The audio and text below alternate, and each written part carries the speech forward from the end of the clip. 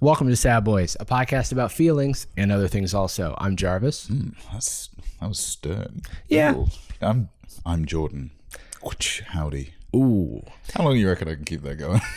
As long as you want, baby. It feels wrong not to do it now. I'm expecting it. I will be honest. Yeah. I feel obliged, which is, I think maybe the magic goes once I make it my, when your job's what you love, Right. That's why cowboys don't exist anymore.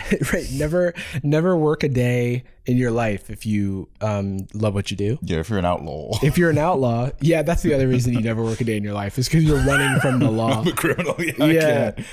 It's crazy that there's just still cowboys. They're just still around in California. It's just tons of cowboys. That's cool. They do cowboy stuff, including wrangling cattle. Somebody's got to do it, right? Yeah. Yeah, I guess as long as you have cattle, you have cowboys. And a horse. And a horse. And now what do cowboys do really? Because my understanding is they have a horse, they're maybe a lasso. At one point a six shooter. Yeah. But now that feels weird at work. And then they're doing stuff with the cows. Are they capturing cows? Are they wrangling cows? Probably defending them from Jesse James and his band of outlaws. Right, that's true. Because the herding element is something that they trained dogs to do hundreds of years ago. Yeah. But I guess that's with sheep. I don't know how cows work in that capacity. I'm learning that I don't know a lot about the world.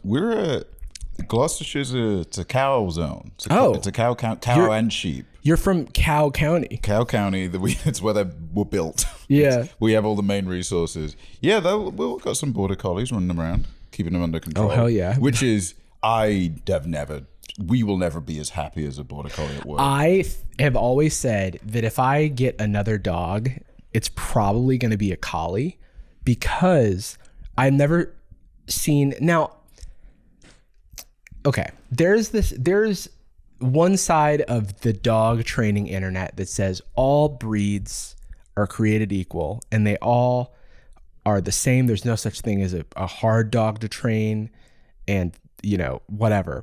I don't buy into that. I do think all dogs are valid, but I do think that some dogs have been bred for very specific tasks and are more open to, every collie I've ever seen, if I'm providing that collie with a task and a treat at the end of that, they look like there's nothing they'd rather be doing in their lives than whatever you are asking them to do right now. They're being genetically rewarded for it's like an earnest, it's a focus that Dipper could give a shit if I live or die. You know what I mean? He's going to be fine either way. And we have a great relationship. We're roommates. It's not really a owner subordinate, dog type thing.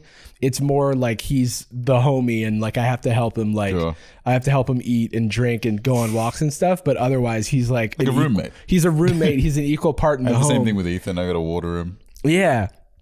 And when I ask Dipper to do stuff, it's really if he feels like it. He knows dozens of tricks. He knows dozens of behaviors. He's very well trained. He's a more engaged cat. He lives very independently, but I'll say it, he's smarter than a cat. But if he doesn't want to do something, there is nothing short of finding a live squirrel, and me training that squirrel to trick Dipper into thinking he has a chance at catching it. Could I ever get Dipper more engaged? The only time I see him focus is when he's in prey drive mode. Have we on camera shown the eerily photorealistic squirrel model that you have? No, and I don't actually know where it is right now. It's horrible. But I got Dipper So I got two things. I got a squirrel squeak toy, and then I got a photorealistic squirrel that's not taxidermy. It's just someone's craft is to make it look real. And the reason is because Dipper is so into squirrels, when we're out on walks, and I wanted to have a controlled environment to practice leaving squirrels alone, and not going into I need to get it. I need to get the thing. And so you would hold it up and go I have a son. Don't eat. It relies on me entirely. Exactly. I go, ooh, you're hurting me. When you hurt the squirrel, you hurt me. We've got an anime power style bond. He's transferring all the pain. But enough about the dog talk. I've got a surprise for you. So Jordan, before the show, ordered our Phil's coffee, as we often do. And unfortunately, his croissant was missing from that order. So I went ahead and ordered him another croissant, and also the live show sold out. It's in the bag. It's in the bag. So before the show, there is a croissant here. Dastardly I know. Fucker. Before the show, yeah, Jordan asked, and I lied. I had to lie, and I was like, I don't feel good about lying, but if it's within 40 minutes or something like that, because wait, let's recreate it. You ask me as if I'm you. People obviously. Do we know where we're at on ticket sales for the live show? I have to check it. Oh, just look at my phone. I carried the one. I don't really. So what's the deal with airplane food? Yeah, that's pretty much exactly how it went down. So you rizzed me. Because I was like, I got the news unceremoniously as well, because we were supposed to get emails every day from the venue, and I think we missed a day, and then my manager was like, oh, by the way, we sold out, like in a unrelated meeting, and I was like, oh okay then. Yeah. And I figured it would be fun to surprise you, because it wasn't that long ago. I think I found out yesterday, so I was like, oh, we'll be on the show soon enough. When I came over the first time, I not for any particularly rational reason, but I was from the beginning very anxious about, like, oh, I hope it sells. I hope people actually want to come along to that. I hope it does okay. Mainly just because it's been like it was like the milestone dream. The show is the show when we do that. Yeah.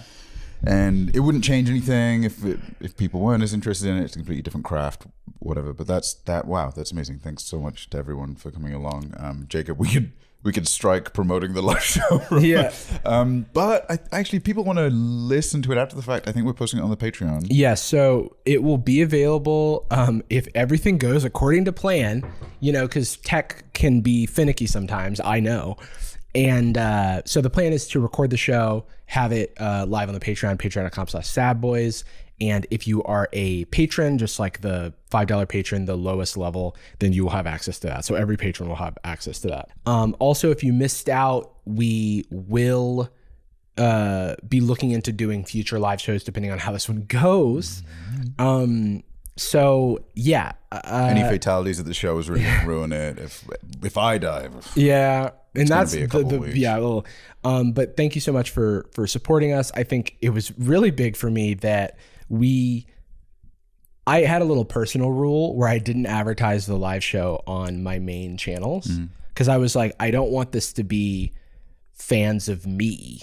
I want this to be like the people who are listening to the show. And thankfully, like, enough time went on that I think that the patrons who were interested got tickets a little bit early. They got access to tickets a little bit early. And then the just listeners to the show who heard us talk about it were able to get tickets. So it's going to be a good time. December 3rd, 4 p.m. God, that's so sick. That puts me in a really good mood. Yeah. I was upset before. I was pissed off. You were right pissed, right peeved. It was these Zoomers peeing me off. You heard about these guys? With their Frappuccinos or whatever. Oh, no way. Yeah, there's got to still be comics doing that, right? There's got to be some old style, like, what's the deal with all these coffees? I just want a cup of Joe. Yeah, there's somebody doing I bet somebody's done like a really cool avant-garde airplane food bit. Just something. Who's really transformed it. Yeah. Actually, genuinely, it would be cool to do like a extended performance where it's only that. And it's you get a full 20 or whatever. You get a full 20 minutes up, open mic, and then the whole time you're just like, I haven't had it myself, but it doesn't seem very good. Airplane food. Yeah, it doesn't. We're still talking about. Sorry, I should have said I'm talking about airplane food. Oh, okay, like, cool. On stage, like missing. Yeah. What did you say? Something? Look under your seats. There's a tiny bag of peanuts. What do you do, sir? Nice. You didn't give me time to answer. I'm sorry. Shit. I had my AirPods in. Oh, I'm on the phone. AirPods Airplane. Before we get too far off of this like little self promo moment, I do want to say that It's back. it's back. The Trying My Best OG color block sweatshirt. It's one of my faves. It's a big fan favorite. I definitely got a lot of messages asking when that would be back, and I think so it's an iconic. It's the orig in a way. Yeah. It's like, yeah. yeah, I mean, I'm super proud of it, especially because it just like is one of those things where you can have it and not know anything about me, and that's cool. I think I always wanted my merch to not just be like my face on a shirt or something. And that's available at jarvis.store. There's also the purple shirt that I wear a lot. I think I wore it on the last episode of Sad Boys. That is back in limited quantities for Black Friday, and it's 20% off as well. So it's a pretty good deal on that shirt. I actually might buy some. Well, no, I don't want to take away from the stock. So you buy them up so that I can't, because I will. I'm addicted. I will. And obviously, everybody knows if the stock runs out, stick around. January 6th, we will be having a pop-up shop at the Capitol. Okay, no. You're not allowed. We're not allowed there. Hey, I'll say it this way: we aren't. You know, Right. Except for literally we aren't. oh yeah, When of course. I always felt like I missed out because when, January 6th. well, let me finish. When I was in 5th grade, I was in the safety patrol, and it was basically like the narc club or whatever of the school where you'd be like enforcing. It was like a hall monitor, basically. The rats. Yeah, it was the rats. Tattletales. Yeah, the tattletales. And we went on a trip to Tattletale Central, Washington, D.C. And previous years, so I went post 9/11, but I was, it was at a time where 9/11 wasn't so far off.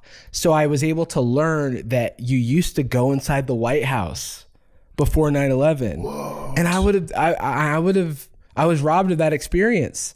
And Wow, prohibiting a middle schooler from going in because I was of elementary 9/11. school, dude. I was dude. so not a threat. Hey, stop him. Yeah, it would be easy to stop me. Let me see those Yu-Gi-Oh cards. I'm wearing a bright green sash. That's what the safety patrol wore. A bright neon green, yellowish, like caution tape-esque sash. I mean, as they say, doing domestic terrorism is the exact opposite of being in the safety squad. Yeah. Safety team? Safety kids. No, I was making it up. We were it was the safety patrol. The safety patrol. Patrol is cute. That's Patrol like is kind of sick. It makes me feel like I'm a Power Ranger. yeah, you were on patrol at the White House. Stay away. I guess technically the Secret Service is something of a safety patrol. I think we were the Secret Service. Like we were like the bench squad for the Secret Service. Right, like kind of a Muppet Kids. yeah, they would call us up. It'd be like, you hear about Timmy? He got called up to serve in the SS. Thank you for your service, Tim. Okay, so Jordan and I recently shared an experience that we'll probably get to talk about more in the future, but it was us appearing on a show of sorts, an internet program. We kind of teaser trailered a couple of weeks ago that it's just like a big kind of full circle moment for of- us. like it's from a organization that we kind of grew up watching, and it's like a big deal for us. Yeah. And it was maybe one of the first times that I had like full face makeup done that was not meant to make me look any different than I normally do, but just to like accentuate my facial dimensions for the camera. I looked so even. Yeah. There's not a lot I worry about these days, especially with like my teeth getting fixed. It's like, Yeah, that was dude. always the thing. But Perfect physical specimen. I always have a very sleepy eye when my sleep's going especially bad, because I sleep on my right and the fluid kind of gathers, right? And they just fixed They it just fixed it with smoke and mirrors. something, with a Yeah. little bit of sponge or something. There's a lot of stuff and this is my utmost respect goes to hair and makeup crews around the world. Insane. It's incredible. Crap. It is a form of black magic. Yeah. Because I have talked a lot about my issues with sweating, a hyperhidrosis head, as I'm called. Literally my head, it just keeps sweating. The And bastard of wet forehead. they had some, they were like, is there anything I should know about your skin? I'm like, a combination, you know, it's like not oily, not dry, somewhere in the middle. And she was like, oh, some of your skin is peeling on your nose. And I was like, yeah, I had a nose surgery. I can't really touch it. Couldn't really touch it for like 6 weeks. She was like, oh, are you hurting? I'm like, no, we're good now. I just need to, I think it's probably time to give it a good exfoliation or whatever. But I did also say I sweat a lot. I sweat very easily. And she was like, I'm glad you said that because I have this. And she showed me this like clear plastic bottle that had like a Microsoft Word art on it, which was like, it was like sweat no more or something. And it like sprayed Axe antiperspirant right in your face. No, in it, she like put it on my face. And the moment that I knew, I was like, oh, well, maybe I'm running cold today, so I am not sweating. The moment I knew that it was working was when you sweat, which is, it never happens. I'm cold all the time. Yeah. And so you sweat on the shoot. And then we did, like, just in between takes, it was like, oh, a little hair makeup, like dab here or there. It was like nothing major. We did in the show, we're sitting down. Yeah. And we did a very minor segment where we stood up and moved a little bit. True. But because I was wearing just a tank top under it, I didn't want to take off the jacket I had. Yeah. On. So I poor foresight on my side. But you look great though. I just got a little. It was a sexy setup. We all looked pretty nice, especially with the makeup. But we, because I didn't want to take it off after minor physical exertion, my shitty cardio kicked in, and I just started sweating from my forehead. I'm also a forehead bastard. I'm essentially cold. Forehead bastard of sweat. And I mean, I thought I was going crazy because it's big lights, but it's not a hot studio. It wasn't. Yeah, it wasn't hot. They actually, kudos to them. But in that moment, I was like, okay, I took pictures of the bottle.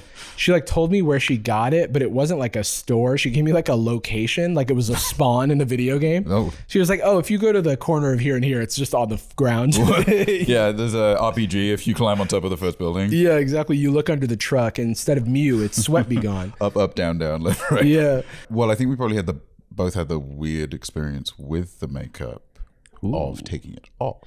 Yes. Because they give us, weirdly, my partner uses the same makeup wipes, so I had them in my apartment. And I do not know how we were supposed to use the one mini wipe they gave us. Well, that was my problem. They gave us one mini wipe. And I was like, emphasis on mini. I had a whole face to clean off. It looked like a pillow mint, like a hotel. Yeah, like something to put on your pillow. Yeah. And I'm jealous of you now hearing that you had access to more makeup wipes. Because when I got home, I was wiping, I was folding, I was using every possible untainted surface to try and get the makeup off. Because it was on my face and it was also on my neck because I had a little 5 o'clock shadow. And I still don't know if I got it all off. Testament to how clear and consistent it was. You know, really good makeup especially like for on camera stuff, it feels the same way that like really good plastic surgery is, where people think like, man, makeup, when there's too much makeup on, people look so crazy. But when it's good, you don't notice it. Yes. I was looking at myself and I'm like, I just look better, but it can't be that much going on because I can't see lines, I can't see coloring. Right. And then I got home and started wiping and I'm like, am I not black? This just keeps coming off. This is crazy. My issue right now is that what I want to do is take a big rag to my face and just like wipe real hard. But right now I can't do that. So I have to like, your nose will come off. Yeah, I will. It's bad plastic surgery, actually. It's Snap-on, like a Lego. Yeah, I had a Skeletor surgery. And so I probably could now, but I'm still trying to be very careful. I had one close call where someone bumped me in the nose and they felt terrible, but I felt like I got punched in the face and it was so light. And I was like concerning. I was like, uh-oh. But then I've had a checkup since then and everything is good. But I did ask when I was at the doctor how soon, because I think this is a good, I'd been doing boxing for exercise and I want to go back to it. But also, even if I'm not sparring, there is the risk of accidentally hitting my face. Sure. So I don't want to take that risk too soon. But I did ask the question, how soon can I get punched in the face? And the look on my surgeon's face was like sheer horror. Do you need to tell me something? Yeah. Yeah, no, and she was like 8 weeks? Like she was like, it was like I had jump scared her or something. Yeah. I don't know. I'm not a doctor. Yeah, I called her bluff actually in that moment. But yeah, so I think 8 weeks, and that's like maybe 6 weeks from now, is when that's when I'll go hard on the face wash with my nose. I'll scrub it. Because right now they're like, everything's good, just don't move it from side to side. And I'm like, got it. But now I'm afraid of, if I so much as like pick my nose, because there's sometimes weird shit in there, I'm like, is this moving it from side to side? I don't know. But yeah. Okay, I have something related to this topic. Please. I laughed out loud when I found this out. This is my thing that I've been concealing, my little secret, for about a week. Is your health thing? This is my health thing. Okay. So people who don't know, I have and I've seen some people comment on that they also have this. So that's cool. This is your representation for Ehlers-Danlos syndrome. Yeah, I actually saw a few comments that were like, Jordan, you should look into, and I was like, oh, really? No, he knows. No, I think the greatest thing my mom ever did for me when I was young was identify, put the work in, like, and find out about it. Because knowing my lack of agency with health stuff now, I would just never find out. Right, it would be like my body's broken. I don't know. I'd just be like, must be normal. It's kind of it's the physical equivalent, I think, of when we each got diagnosed with ADHD as adults. Yeah, because it allows you to review so much of your life and recontextualize it. In the case of EDS, I think that's my version of Ted knowing he had ADHD for so many years, and kind of the doubt not is existing as much. Right. And I, because of that, not checking in on it, and some deterioration in things that tend to deteriorate with EDS. About 10:30, I should actually be doing something, and I don't have a doctor in the US anymore. Okay, let's just go do it. Sad Boys LLC has great healthcare. Let's use the damn thing for other than meds. And so, thanks to our patrons, by the way, we do have health insurance. Paying lawyers, paying for healthcare. That's really where all the money goes. But then we went in, decent session, got my blood test a few weeks ago, had to go back, visit my mum, and then the funeral. And then it just, results, delayed. Yep. Got them back. Bad for a 29-year-old, good for EDS 29-year-olds. Right. So we're in the middle.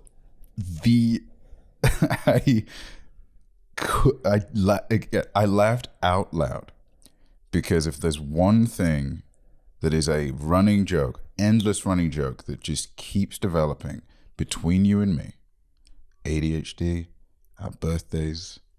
Oh no. Maybe. Let's just say I have something that rhymes with sheep slapnea. No. I have that doesn't surprise me. apnea also. That doesn't surprise me because of you. There had to be something wrong with your sleep. yeah, 4 hours a night for 20 years. So we're now living mirrored lives. You're going to get a deviated septum. You're going to develop one tomorrow. What? They're going to give me yours. Yeah. I don't. How long can this go on? That's true. How many That's things really are left? funny. It's okay. It's also good that it's something that you can, try to. It just helps in terms of narrowing down treatment options and plans. There were a handful of things where they were like, do you have vertigo? And then I was like, I don't think so. And then they described vertigo, and I went, oh yeah. I was like, of course, everybody has that most days. And then like there's a bunch of those. And then they asked about my sleep. They were like, well, you have like a very abnormal amount of CO2, basically. What's happening? Sleep apnea would really be the only explanation we can find in your routine. Do you sleep pretty consistently? You should get a study, etc. I'm like, well, yeah, I've never been great with sleep, but they're like, how much? 5 hours, sort of average. Skip a couple days here and there. They're like, are you serious? You should. That's because the options there bad. are you're one of the very small percentage of people in the world who only need a few hours of sleep and feel perfectly healthy, or you do not have enough oxygen and your body is waking you up because you can't breathe. I am. Yeah, I mean, I guess we're gonna look into it, but I don't know. My partner's never said that well, no, that's not true. I wake up constantly. Come to think of it. Huh. Because that's the one thing I don't have is I have like the micro wake ups or whatever. Or Or no. I have the thing where I stop breathing, Right. like while I'm sleeping. And we don't know how the deviated septum thing is like, has a potential to like help with that. And so I figured it would be worth a shot because it's also a quality of life thing. Sure. Something that I never knew was a possible thing to do. Check this out. What the hell? He's drinking the water and he's breathing directly into my mouth. Never in my life have I been able to do that. Breathe while drinking. Breathe while drinking. I used to go, here's how I used to drink. Like diving underwater. Send help. Yeah, no, literally. Even the makeup chair yesterday, I was keeping my mouth closed as like a challenge. Like I was in a fucking, I'm at a YouTube video where I was like, let me just see if I can keep my mouth closed and continue breathing. Check. I'm like Mr. Beast putting himself underground for 7 days. Do you remember that really early Mr. Beast video where he underwater for like 48 hours? And the very obvious thing that went wrong is that he just got like, he started getting necrosis from being in water. That's like what killed pirates. Like you can't have your feet and hands in water for long periods of time. They just start to dissolve. It's a weird thing where like, I know that he talks to doctors, at least now, about these things, but I'm not sure how. I feel like maybe the doctor should be more involved and on site. Those are things I think about when I'm watching these videos because I'm like, like maybe when the doctors give the feedback, they're like, well, now that you've got that feedback, you won't do it. It's not like, as opposed to what Jimmy's doing, which is a calculation versus like revenue and views. Yeah. The risk, 2% risk that I die. I did risk. watch his most recent video, the I spent 7 days underground or whatever. Oh, is it the one with the Stressed thumbnail? me out. Yeah, I mean, like, it's like I have no doubts about whether or not he did it for real because this is like a thing that like your David Blaine types and stuff have done, and also a number of, and this is a dark, trigger warning, but a couple of people doing that stunt have died. Oh yeah. Like from a collapse of the coffin that they're in, from the weight of the dirt. And so he kept making jokes about that, but I was like, and then there's a point in the video where like a washer is the thing that goes around the screw, right? Oh yeah. Or no, A nut? no, sorry, a nut. No, because a washer is just a spacing thing. Yeah, but anyway, a nut comes loose, and I'm like, please, Jimmy, tell me this is dramatic effect. Oh right. Yeah. Because if this is for real, kudos for keeping cool and calm, because he was just like, oh, whatever, and then he like threw it. So I'm like, this has to be to be like a little bit of added drama that they scripted in. I'd pray. Although, hey, if it wasn't and he survived, I guess he's in the right. Yeah, I mean, dude, I just don't want anybody else to do it. Yeah, that's a good. It's done. It's covered. It's nobody else. I mean, he has all the resources where there's enough of a thing where I'm like, okay, you're gonna be fine, probably. And if anybody else does it, I'm like, you probably are cutting corners that you should not be cutting. Please, no one hurt themselves trying to do Mr. Beast concepts. I mean, obviously it's very expensive to get a grape plot. Like digging that alone is expensive. So if you're gonna do it yourself, with like a garden trowel, and just do it vertically. Shout outs to young Jimmy. I don't know. I find Mr. Beast Discord like very uninteresting. I agree, but at the same, like I find him as an individual very interesting. It's not the kind of content I want to emulate because I like being alive, but I do think he's an important presence.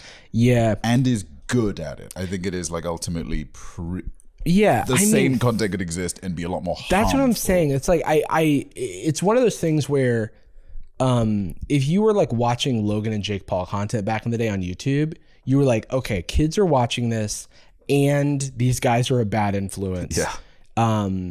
It's like, say what you will about how both of them have like adjusted their behavior and stuff. at least on certain things. But the old content was the stuff that all the kids were watching. And of course, everyone was making fun of it because YouTube wasn't doing anything about it. And the alternative is like, we just like kind of let this go. And because there's no communicating with them at that point, because everybody who disagrees with them is just a hater. Whereas like Mr. Beast, it's like, it's weird because the thing is, I can't prevent the existence of a Mr. Beast. Mr. Beast exists and there's nothing I can do about it. And so, you know, it could be worse is essentially what I'm saying. And I also do think that, you know, he has adjusted. He seems open to criticism, you know? Yes. Like I've seen friends of ours have critiqued him before and he's like reached out and stuff. And so I'm of course biased because I like know people who work for him and stuff. And I can say nothing about the internal things because, you know, who knows what that's like.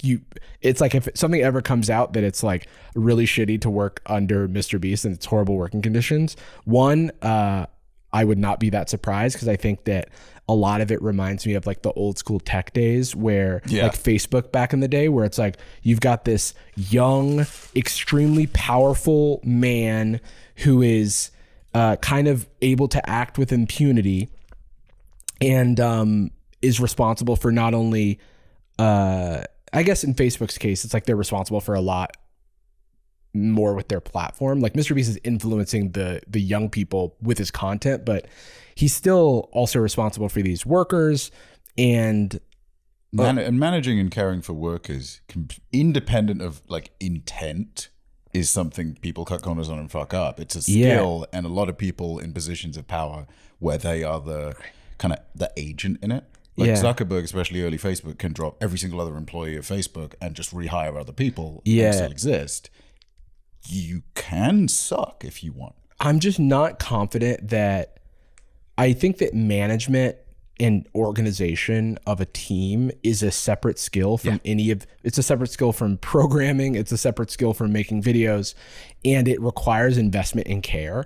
And I do not know anything about the internals of Mr. Beast. So I hope that they have the resources to make the right decisions, but I would not be surprised if corners were cut, you know? And every good manager I know at some point was a bad manager. Yeah. It's like, oh, by the way, I just noticed because it fell on the corner of my face. I've left it too long. People will have already commented about it. Elephant in the room.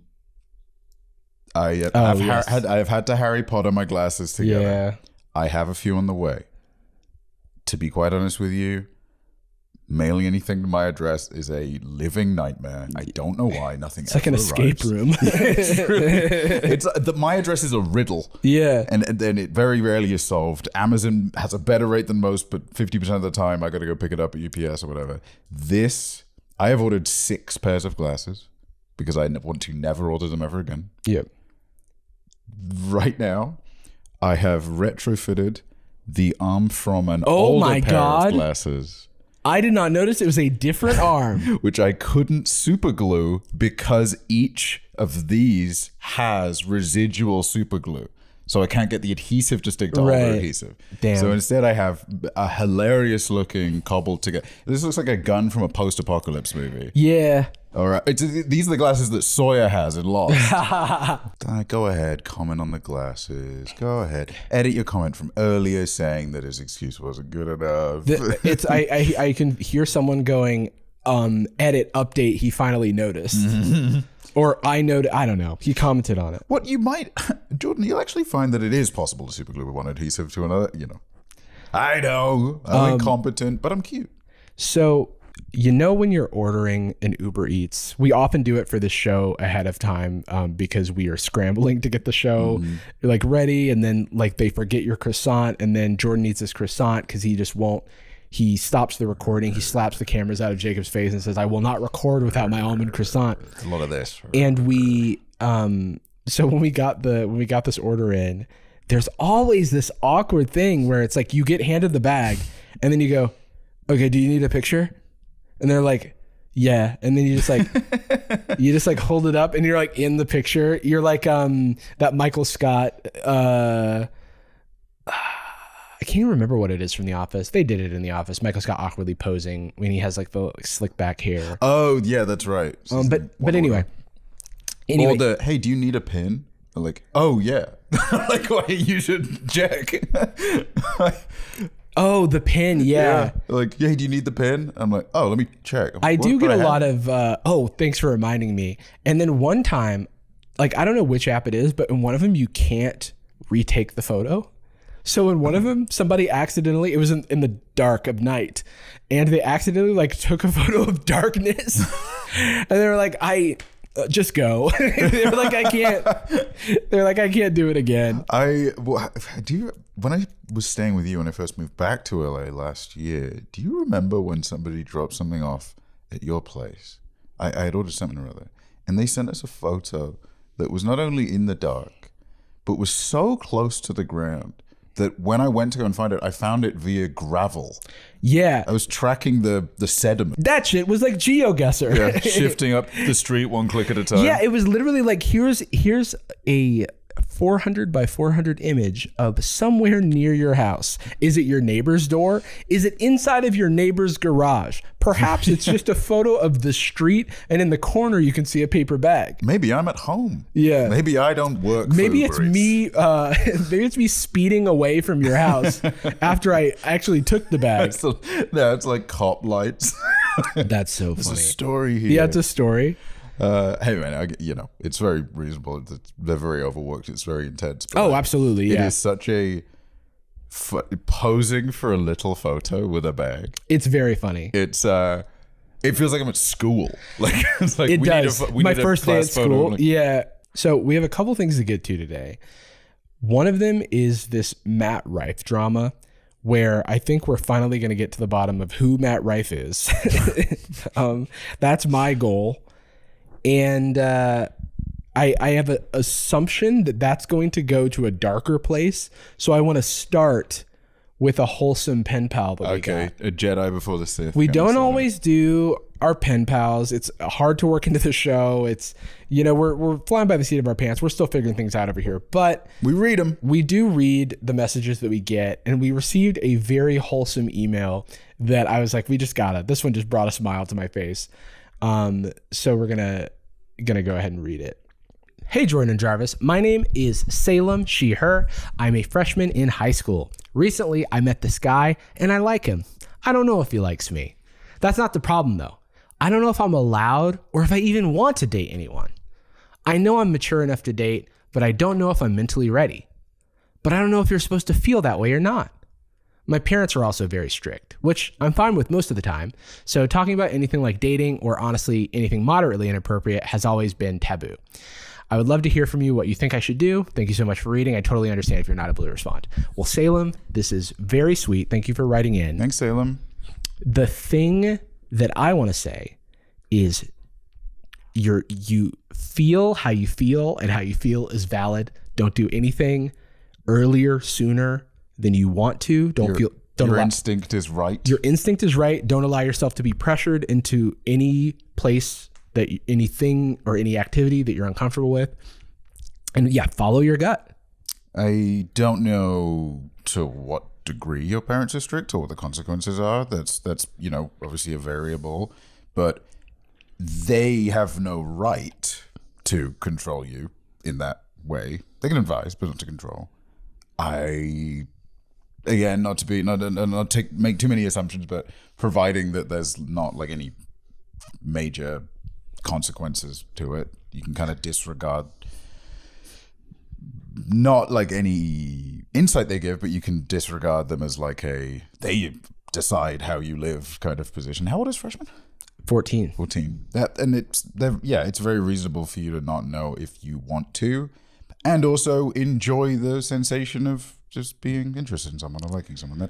That's enough too. If that's all you want. That's the end of it. That's cool. If you also, and the only answer in all scenarios, the only answer is like maybe hang out with this person, get to know them. Yes, I think you can dip your toes in without committing to something so grand. I think you're allowed to hang out with somebody. If they want to frame it like a date, that's a discussion that you can have. But I don't know if your parents are comfortable with you having friends of the, opposite presenting, sex or whatever. But be patient with yourself. And only do things when you're ready to do them. That's, I think, the main thing. You seem very wise as hell. Yeah, you seem wise. So definitely, I feel comfortable saying trust your gut here. There was one more thing I wanted to say. Oh, your peers. It's a very confusing time in life. Hormones are going everywhere. Your peers may not have a lot of tact, or people who you're talking to in this capacity may not have a lot of tact around your feelings and your comfortability around this stuff. So that is, again, more the reason that you should just trust your gut and feel comfortable saying no, because especially like I can speak to like being a teenage boy. Boys are just like, I want this, and they don't think much about it. And it sounds like you want to be intentional, and I think that's amazing, and that's something that you should honor and respect about yourself. And don't let anybody like lead you elsewhere. A topic like this is like there's no bad no in this situation. There's no obligatory yes for anything. There's no avoid polite. The polite is never the thing to trust over your actual preference or what you feel like you should or want to do. Get to know them better, read the instincts, and you don't treat anyone like they have more authority on the topic than you, but take their thoughts into account and chew on them.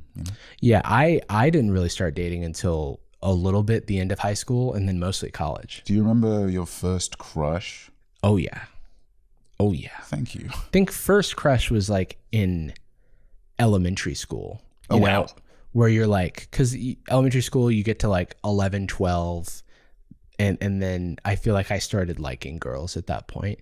Yeah, how do grades break down? What's middle versus so like 5th grade is usually 11. Some people are 12. Okay. Then middle school is like 11. Some people are 12 to 13. Some people are just turning 14, and then high school is like 14 to 18. Okay, yeah, I remember kind of having the like performative crush to some degree, kind of when I was like 10 or 11, more just like I'm feeling different about girls. They're not like the same that I felt before. Mm-hmm. But then I had my first kiss at 14, and it stressed me out. Ooh. It was at the top of the stairs by my room as this girlfriend, whatever it is when you're younger, right before she left. And I don't even remember why, but I was just like, I just like stood at the top of the stairs like I had bumped, I'd done a fender bender. And I just stood upstairs like, oh no, fuck. Do you have insurance? Do I need to, let's just talk it out. Let's figure it out. But she was very confident. She just was like, nice. See you later. It's also like people are in different places. I remember one of my, who would later become more of a closer friend in this age, but like in high school, their like high school relationship, they were like very performative. There's like those couples, they're like, I think this energy is often attributed to theater kids, where they're like in the hallways and they're like dipping each other and like making out, and it's like, what are we doing here? Hey babe, it's 13 years old. Yeah, they're in like a leather jacket and like sunglasses. Yeah, and they're like at the locker like it's fucking Grease or whatever. They've aligned perfectly. They don't talk about anything. Like they don't have enough life experience to have like interesting conversations. Yeah. But what they can do is be a couple. It's like, hey, I'm a goth. Hey, I'm a jock. Hey, we are a couple. That's the thing we do. Actually, I do have a little bit of experience here because in high school, I had a huge crush on somebody, and it was like a mutual crush, but then they had really strict parents. And I'm also like a rule follower. I didn't want to get anybody in trouble nor get myself in trouble. So like we didn't do anything, but we just like held hands. And like, ooh, that was the shit. What a rush. What a rush, dude. That was wild. That still a handhold is still top like 3 intimate Oh, level. a first handhold too. I've been the hand holding is like I've dated and had sex before hand holding. Yeah. Quite more often than not. And I Yeah. think that is I think it's because it's kind of declarative, you know? Yeah. You're in the world usually. I've definitely like made the move of a handhold, like you're at a movie or something, and you like lean into him.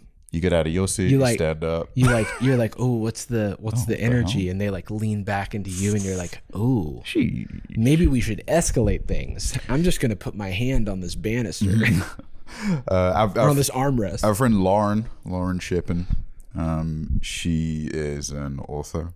Yeah, the way that Lauren described the most romantic, most heart fluttery butterflies in stomach thing ever is 2 people sat maybe at like a shared desk with like both with hands on the desk, and then one puts pinky on the other one, and that was I remember that being like a very that was like an aspirational thing when I was in school. Yeah. I was like, I'll figure it out.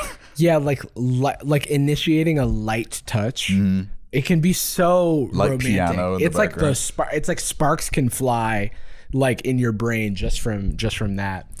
And yet I don't think I ever really got that. I just went from, maybe because I just went from like being a dork teen to just drinking and just doing drugs from like 16 to 20. And I think that was the like, okay, well now I'm dating people now. I don't know, 18. I did a little bit, and I don't condone underage drinking, but I did a little bit of, maybe I was in Europe, who knows, a little bit of drinking before I turned 21. Oh, that's right, 21. But to be honest, a lot of times I was like, no, thank you.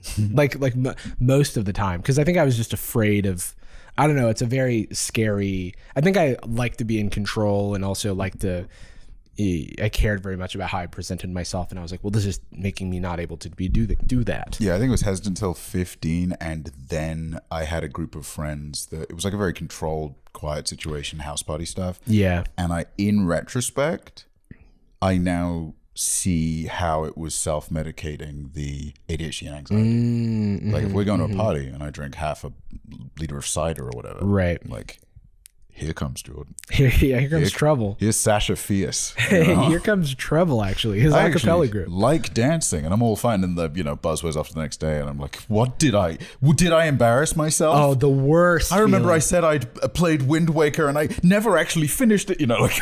I don't drink so much these days. However, I do. I'm having drinks tonight. Okay. I'll say it. It's a first date. Okay. I'm going to have a beverage.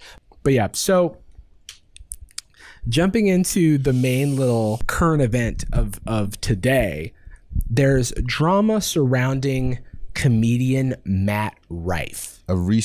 I know he has been active in the scene for a long time, since he was very young, but recent pop-off has...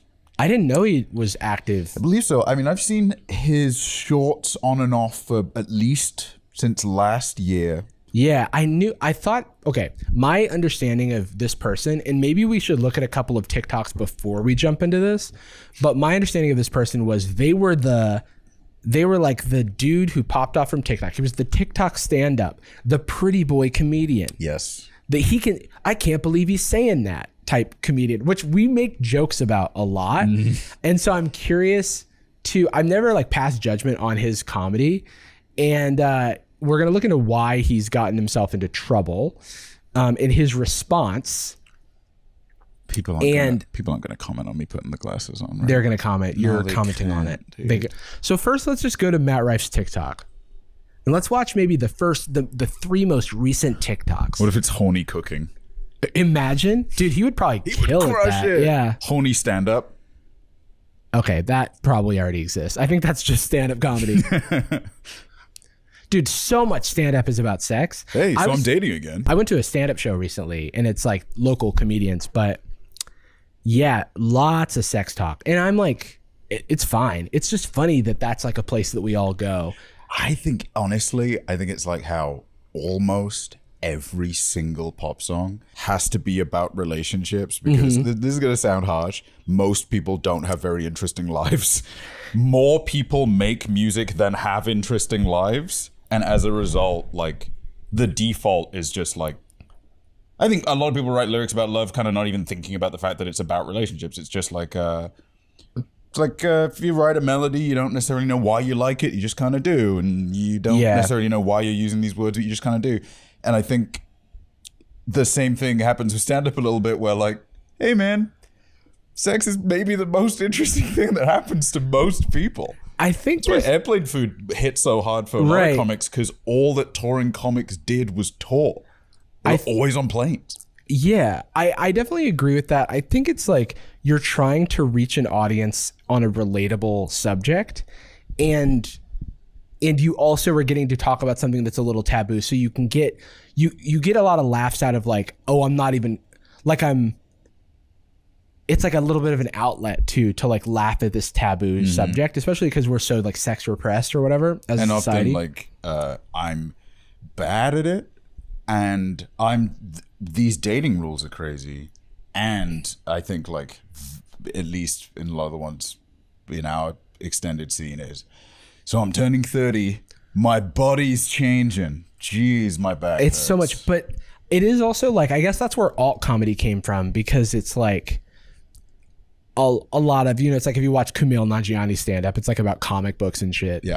Or if you watch like Bo Burnham's Inside, it's like all like, it's none of that, because those topics in some circles are like viewed as like a little hacky, but obviously there's ways to subvert that thing. And I don't want to get too much into like comedy math or anything like that, because I don't think it's entertaining or useful for the discussion. But I think stand-ups in the 2023 have realized that crowd work, improvised crowd work that you're doing, talking to someone in the crowd, riffing off of something that they say, has become a proven way to go viral, where it's like comedian destroys heckler in the crowd. Yeah. If you search that, millions of videos. And 90% of them are obviously fake. Just so like, or just cruel. It's someone like ordering a drink quietly from someone. They're like, you should kill yourself. And it's like, all right, calm down. So I think we're getting a mix of both here. All right, so let's start with Baby Mama Drama. 64.5 million views. Jesus.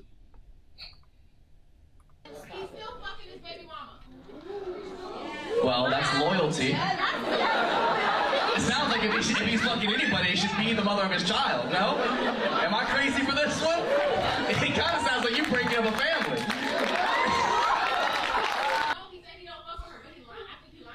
Yes, he's lying. That's what we call a blatant lie. I mean, maybe he shouldn't be dating you on the side if he is actually interested in her. I will say that. How long have you been seeing him for? 4 months. That's tough. Not a bad set. No. I've always kind of felt like a lot of, maybe the reason the crowd work bits don't hit for me is it's like explaining an inside joke. A little bit, the atmosphere is missing. Yeah. If I was in the room, I'm sure I would be. Yeah, I definitely, I think it's definitely hits harder when you're in the room, but I can see how it works. And it's also like, okay, this guy's, he's sharp on his toes and blah, blah, blah. I don't think there is anything, like a lot of it's like, I don't want to dissect the comedy of it, but I think he's a funny guy. Like, obviously he's successful. I mean, I don't know what the extended drama is, so I almost want to like preface with, yeah, no problem with this guy's comedy. I don't remember any of the clips I saw that I like, but I definitely have, and I've given them a like, been like, that's funny. Yeah. All right, let's see Cookies and MILF. Oh, yeah. I seem frustrated. A gift maybe help? Maybe after the show. No. Thank you so much. What is this? Well, don't clap. It could be a bomb. We don't know. I came to Iowa and I guess.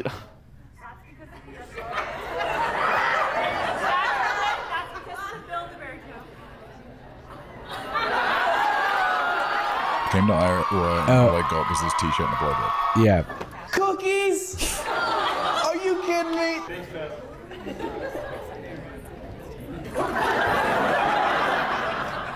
The blowjob's gonna have a hard time beating this. This is fantastic. Christina, you are so hot. Thank you so much. Oh my God. You're a grandma? Okay. Oh my, 9 minutes. Yeah, that's not going to happen. He did an hour, I believe, because I saw He did, a Netflix follow-up special. clip to this that's like high quality. The reason I recognize this one is that grandma is in the crowd. It's also in Iowa, and I'm sure it's covered in those 9 whatever minutes. Yeah. But when she squeezes her boob, it squeaks Oh. like a dog toy. Oh. And I do not know why or how, but that's like another thing that he's referencing in it, because he's like, I'm in Iowa, is Christina here? And, It's crazy that, I mean, TikTok probably counts a view pretty early, but 54 million views on a 9-minute TikTok clip is something I've never seen before. yeah. Let's now watch the new. Yeah, so Matt Rife released a special recently on Netflix, and I think it's the opening joke that has people upset. And I don't fully know what it is. So, trigger warning for domestic violence. You can skip past the joke, and here's a timestamp to do that. And the hostess who like seats you at the restaurant had a black eye. A full black eye. And it wasn't like, what happened? It was pretty obvious what happened. And we couldn't get over the fact that we're like, this is the face of the company? Like, this is who you have greeting people? And my boy who I was with was like, yeah, I feel bad for her, man. I feel like they should put her in the kitchen or something where nobody has to see her face, you know? And I was like, yeah, but I feel like if she could cook, she wouldn't have that black eye. It's the thing that just jumps out immediately is it's kind of a hacky bit. It is. Like, the reason this feels hacky is because there's an extremely old joke where, trigger warning, I'm going to read a very old hacky domestic violence joke. What do you tell a woman with 2 black eyes? Nothing, you already told her twice. That is literally, it's the same anatomy. That is a decades old. It's bit, so old. right? It's so old. It's like, I remember the set because I've seen this. Turns out I have seen this clip before. I remember the setup. It's that he's in Iowa, and when he starts the bit, I can kind of see this foundation that could be fine, which is like, Iowa's crazy. Maybe she must have been getting gotten in a fight. right. Where is it going? Yeah. Maybe she was like fighting the kitchen because they brought the food out. She's like, oh, something. Yeah, because like The bit being a woman had a black eye, so domestic violence. I'm not even gonna. I don't want to play the ethics of it game. I don't want to play the whatever. It's just a bit of a whiff. It's a miss. It's just it's like a famously sexist joke about domestic violence that it almost feels like it's being made on purpose because it's, I don't know. Like, I honestly like, well, let's see what Hank Green had a take. What did he even say? the face he's doing is the. If you ever watched Jimmy Carr? No. It is, most British stand-up suck shit. We are very bad at it. But there is this, his thing is being what's the other one? The one here, he's like offensive jokes is his thing. Yeah. What's his name? Oh. His last name begins with an A. Anthony Jeselnik. Oh yeah. It's that, but it doesn't. There's no work put into it at all. It doesn't like hit genuinely. All his jokes are just like, I remember the first date I had. It was with my uncle. Guys. Oh. Right. Okay. Guy, and it's an hour of that. And he recently like released a new one, and it's such an embarrassingly like, is this all it is? This is the stand-up? It's interesting because there's not much to dissect about the joke. To me, I could be missing something major, but like, Well, it's because people have been dissecting it for 30 years since it first got told. it's just like so cut and dry to me. Hank Green said a comedian ruining his relationship with a large portion of his fan base because he wanted to be like all the other boring ass Netflix special you can't tell jokes anymore crowd is actually just depressing. I mean, He's not holding back. it does feel like when somebody does something just for shock value, but it actually is not. It's like in middle school. Like Like that joke I probably heard in middle school because people were making terrible jokes about terrible things because shock was the entire name of the game. It's like you just wanted to say something that like people couldn't believe you said that. And obviously there were no consequences because you were a child. Well, you don't know what a joke is yet. You just know like if someone's supposed to react. That's like when you're a kid, that's the joke. You did it. You made them make a noise.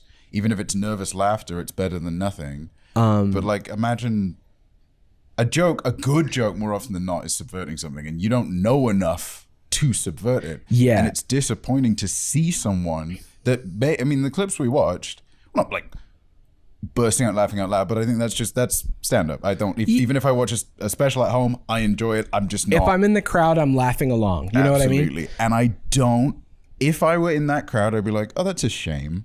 I was in an improv class once where someone made a like very dark domestic violence premise, and the Kaylee, the female improv teacher, stopped the scene and went, "What is your goal here?" You know, like, because I'm not going to tell you what you can and can't joke about, but I have a strong suspicion that you were not going to be able to navigate this with the tact. And that was after it like went on for a little. Like, I'm surprised she let it go on for as long as she did, and it was 3 seconds or 4 seconds that it went on for. I guess they're letting it be an object lesson.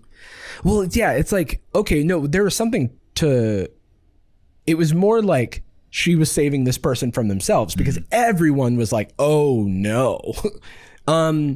Okay, so I do actually want to see the full context, like where it goes after this. But I, before that, want to call out what his apology was. Okay, so he posted, "If you've ever been offended by a joke I've told, here's a link to my official apology," which already doesn't sound like he's apologizing.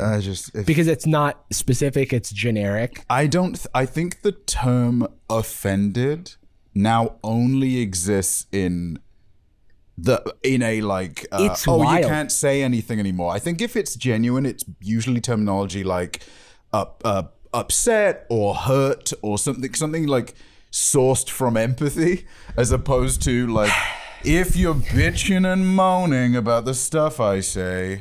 It's wild because like this guy is supposed to be, I mean, like countless headlines about how he's like the Gen Z comedian or whatever.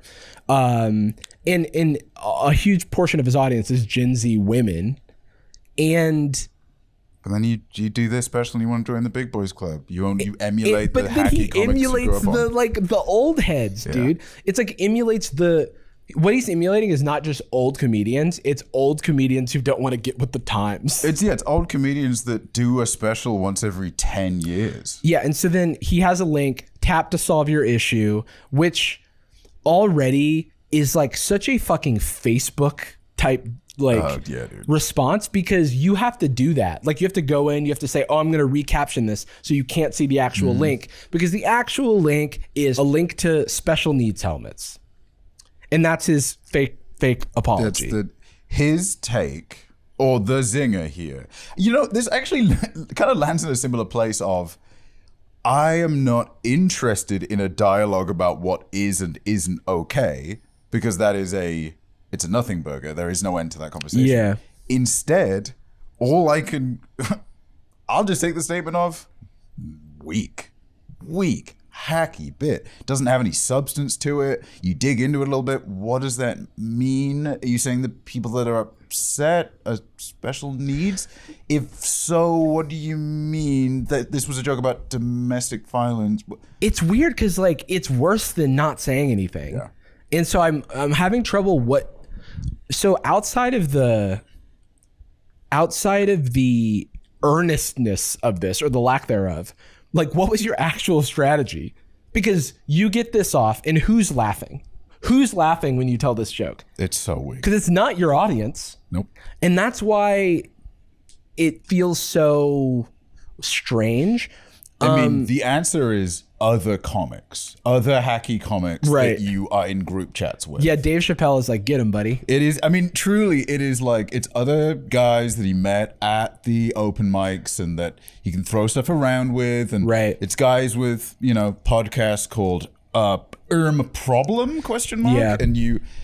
And you want to look hard for your boys. want to look famous. Maybe his You opener want to is one of those stand on dudes. business, dude. You don't want to look like some little weenie who's folding to public pressure. Yeah, dude. I think that narrative is so bad because if everyone has a problem with something, maybe you weren't transcendent. Maybe you were leveraging one of the oldest tricks in the book that has been retired for a reason, you know? It's just clearly weak. And it's weak in a way that the clips we watched weren't. They Yeah. were like a little confrontational, a little different, a little exploratory. Even the clip that I've seen, I mean, I'm probably going to watch the full hour because I'm just curious, or at least skip through it. Well, yeah, I actually do want to, after this, watch the audio of the rest of that. I don't know what his actual material is because the viral clips are of him doing crowd work. Yeah. And that does not a Netflix special make. So maybe this is just the best that he can come up with. I don't know. I do want to look at where this joke goes. Does he sit in it? Does Yeah. he move on? Or is it so that was a little awkward. And people laughing in the crowd is not an indicator of anything because if you're filming a Netflix show, or it's like much like me in the studio audience of a late night show that maybe wasn't for me and wasn't like super haha funny, I know I'm on camera, so I'm laughing anyway. So, And also, And- it's edited. yeah. And they do insert laughs. That is a known thing. Because that needs to be consistency. Why wouldn't you? It's a little like a magic show where people are like, well, they wouldn't fake it. Like, of course they'd fake it. That's the point. They ends justify the means. If a joke that's integral, especially to like the narrative of the special, they'll put fake laughs in. They don't care. In instances like this, it could make people think, oh, why would someone laugh at that? And there's a very simple answer. Yeah, I mean, I think it is it's a magic trick. All right, yeah, let's see where this goes. So we just watched like what follows that joke, and he basically, it's like self-awareness, but maybe not enough self-awareness, where he's like, oh, you know, I just wanted to see if you guys were going to be fun or not, which is very comic. I mean, it's you know, That's the follow up to those lines because each time it isn't any work. That's just like, oh, yeah, it's gonna be a little bit crazy. yeah. So yeah. Then he says, if we start the show with domestic violence, the rest is going to be, and then he trails off. He doesn't finish his No, thought. I am like blown. I like Matt Rife. He's done good work. Like Yeah, the clips I yeah. see, it is a bummer to me that his transition from that was into crystals. The transition being, she should have had her protection crystals. Not a reference to anything before. No, just the thing he just needed to get to the next bullet point. Dude, I mean, is the one after this like, if you notice that venti is the word for a large coffee, it should. Why don't they just call it large? It is like a very like It's like a late 2000s. The fuck? Yeah. I'm talking about tarot cards. And the line, fellas, we've got to put our foot down. yeah. It's kind of crazy. I've like seen this on Comedy Central in 2003. It's you like know what watching I mean? a period piece. Yeah. But like if he came out with like an Edwardian ruff and a cape. Yeah, that's horse. wild. Well, it certainly makes sense why people are upset. I know I'm getting stuck on it, but it really is an issue of, and this, okay, I'm pathologizing guy. I do not know. I haven't been to a full show. We've barely watched this one, whatever. But I can't help but feel, because he's been doing the podcast rounds as well, with a lot of traditional comics, a lot of like Segura and the like. Nothing against Segura. There is, in all mediums, ours included, if I see one of the Green brothers, I aspire. I go like, ooh, it's the Green brothers. We don't make the same kind of thing, but I am like, that's what I grew up on. This thing we just recorded yesterday. Yeah. It's nothing like what we make, but to me, I'm like, oh, now this is real. I'm actually in stuff. Yeah. His presence on TikTok has more impact than literally any Bert Kreischer special that's ever been. Right. But it doesn't count to him because he didn't grow up watching those TikToks. He grew up watching specials. And I do think there is like do you guys like me? Look, I'm doing jokes like you guys, right? Like, I'm like old school comedy. Like, if you grew up appreciating that kind of stuff, then those jokes are like, you and me, we're the same. I do jokes like you guys. To me, it does feel like what you're saying, where like he doesn't want approval from the Gen Z audience that like catapulted him to this Netflix special. He wants to be a real comic because, you know, I bring up Bo Burnham because he wasn't online. He was YouTube first, right? And then you like saw this weird thing. He was the youngest person ever to have a Comedy Central special. And all this stuff where he like was suddenly catapulted to these spaces with these very big comedians. And initially, you know, they didn't respect him, this guy from the internet. Overall, like over time, they did respect him, even though he didn't do the thing that all the comics mythologize, where it's like they didn't tour for takes 10 years to find your voice. And yeah, dude, everybody struggles straight up. You gotta, there is a struggle for the art narrative to stand up. Every I've listened to stand up podcasts for my whole life, and every fucking stand up is like, it takes 10 years to find your voice, and you've got to tour, and you've got to work different rooms, and blah blah blah. Yeah. Like, and that, he obviously doesn't have that. He's got his Netflix special and he didn't have that background. To my knowledge, I don't actually know. He's probably too young to. Yeah, I guess it's a like limited amount of time. Yeah, like Woodell started. Like Brandon Woodell started very young. Yeah, but literally was not alive long enough for it to be a huge grind. It was, you know, popped off when he was like 20. Started at 16. I think I heard him say one time. Yeah. That's a lot of time. It's a lot of time honing a craft.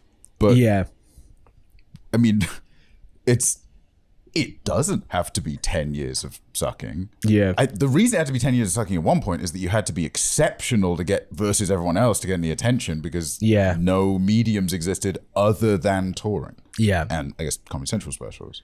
All right. Well, that's something. It's interesting. I mean, I look.